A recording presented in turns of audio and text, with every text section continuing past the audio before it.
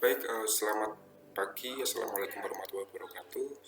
Yang saya hormati Bapak Ibu yang sedang menyaksikan video ini, perkenalkan nama saya Raditya Trisnya Putra atau bisa dipanggil Radit. Saat ini saya sedang bertugas sebagai BIM Pro di Kepri di Batam. Kemudian latar belakang pendidikan saya adalah Urban dan Regional Planning atau Planologi. Pada kesempatan kali ini saya akan menjelaskan tentang pre-book saya tentang pelatihan Finance for Executive tahun 2022. Jadi dalam pelatihan ini kita akan sedikit menyampaikan review kami tentang financial statement atau financial report. Jadi financial report ini adalah laporan keuangan yang sangat penting bagi administrasi perusahaan. Yang pertama berguna sebagai informasi keuangan perusahaan, yang kedua adalah berguna sebagai informasi kinerja perusahaan, yang ketiga berguna bagi shareholder atau calon investor untuk aktivitas investasi dan pendanaan di sebuah perusahaan, serta informasi bagi manajemen yang mengelola perusahaan tersebut mengambil keputusan, kebijakan, dan strategi bagi perusahaan tersebut. Jadi laporan keuangan ini ada 3 yang utama. Yang pertama adalah laporan income statement atau laba rugi, laporan cash flow statement atau laporan arus kas, yang ketiga adalah balance sheet atau neraca atau laporan posisi keuangan, dan keempat adalah laporan keuangan ekuitas yang mungkin kita tidak akan bahas pada sesi kali ini. Yang pertama kita akan bahas income statement. Income statement itu adalah penyusunnya adalah penjualan atau sales atau pendapatan, beban biaya pokok, dan nantinya adalah menghasilkan keuntungan atau kerugian bagi sebuah perusahaan. Jadi ketika ini dikurangkan akan menjadi sebuah ukuran kinerja bagi perusahaan dalam periode tertentu perusahaan itu untung atau rugi. Jadi komponennya untuk pendapatan itu atau penjualan itu terdiri dari penjualan produk atau jasa perusahaan, penjualan lainnya, serta penjualan aset yang mungkin kita menjual aset dari perusahaan kita. Kemudian beban pokok perusahaan, beban pokok penjualan itu terdiri dari COGS ya, COGS atau cost of goods sold itu, atau bisa gampangnya adalah biaya produksi. Yang kedua adalah beban usaha atau beban operasi yang terdiri dari beban personalia, beban umum, biaya administrasi, beban penjualan, serta yang ketiga adalah beban dari pajak. Jadi ketika itu semuanya nanti dikompilasikan akan menimbulkan yang namanya atau laba rugi. Yang pertama, laba rugi kotor itu dihasilkan dari penjualan atau penerima penjualan yang dikurangi oleh COGS, itu menjadi laba kotor.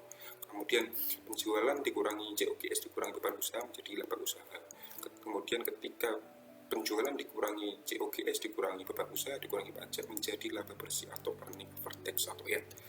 Di laba rugi ini atau laporan income statement ini juga terdapat beberapa istilah seperti EBIT dan EBITDA. Jadi itu adalah earning before interest, tax, amort, dan debt ya.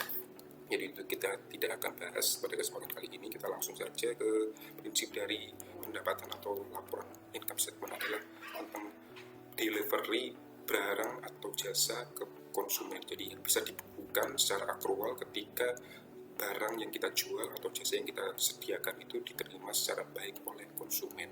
Dan ketika itu sudah diterima oleh konsumen akan muncul yang namanya penjualan, sehingga penjualan tersebut ketika dikurangi beban pokok penjualan akan menghasilkan laba.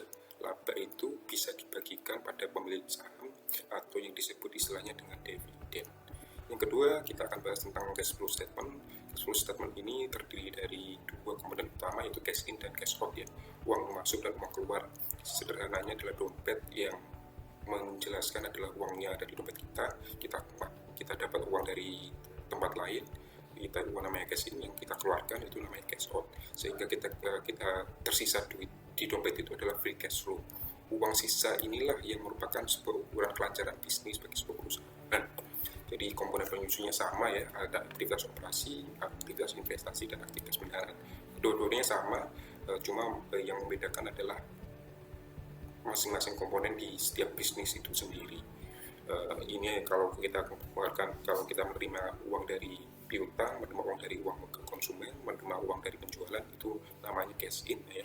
Kemudian kalau kita mengeluarkan dari dompet kita untuk membayar gaji, membayar biaya produksi dari vendor-vendor, membayar biaya penjualan, biaya promosi, membayar pajak, membayar bunga, ketika itu kita bayarkan dan diterima oleh orang yang berhak akan menjadi sebuah cash out ya. Kemudian prinsip dasar ini karena tadi kita analogikan adalah uang yang ada di dompet kita, maka prinsip perhitungannya adalah cash basis. Yang ketiga, yang terakhir kita akan bahas balance sheet. Balance sheet itu terdiri dari 2 dan harus balance ya, aktiva dan pasifa. Aktiva pasifa ini kalau aktiva terdiri dari aset lancar dan aset tidak lancar, kalau pasifa terdiri dari utang jangka pendek, utang jangka panjang, dan modal. Jadi ini penjelasannya, asal lancar itu adalah terdiri dari kas, uang di berangkas, uang di tabungan, uang di bank, persediaan, piutang usaha, investasi, dan biaya di luar muka. Asal tidak lancar seperti biaya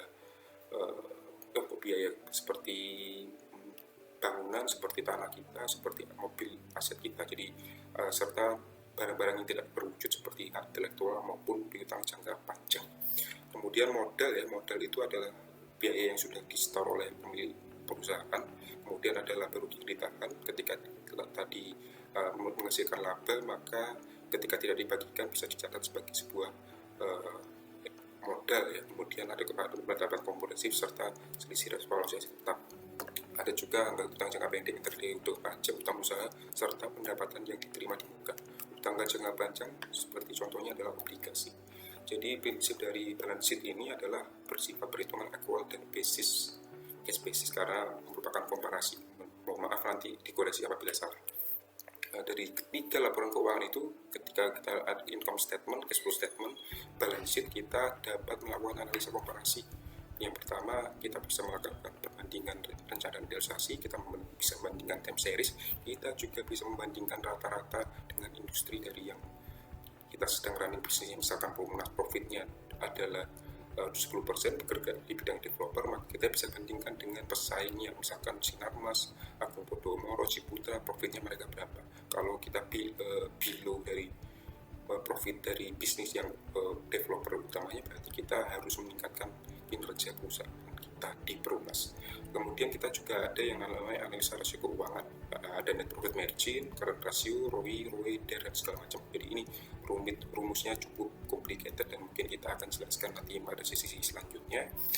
Intinya sih kita akan menggunakan analisa ini untuk analisa bagi para pemilik perusahaan maupun yang mengoperasikan perusahaan. Jadi ini akan sangat berguna bagi kita semuanya yang ketika kita mau investasi ataupun kita mau melakukan kebijakan, kita membutuhkan analisa dari laporan keuangan ini. Baik, demikian yang bisa saya sampaikan. Kurang lebih mohon maaf. Sampai jumpa kembali. Akhir kata, mohon maaf. Assalamualaikum warahmatullahi wabarakatuh.